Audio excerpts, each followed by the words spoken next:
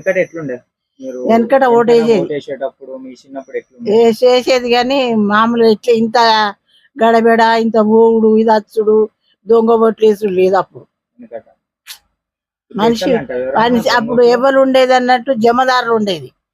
Police లెక్కనే వేసుకొని వచ్చేది జమదారులు ఒక్కొక్కరు పంపించేది. అందరిని చెకింగ్ చేసేది. ఇప్పుడు ఎవరైనా చెకింగ్ చేస్తాడా? అంతా పోతాండ్రు గుద్దుతాండ్రు వస్తాను నేను చూసిన ఇయ్యాల.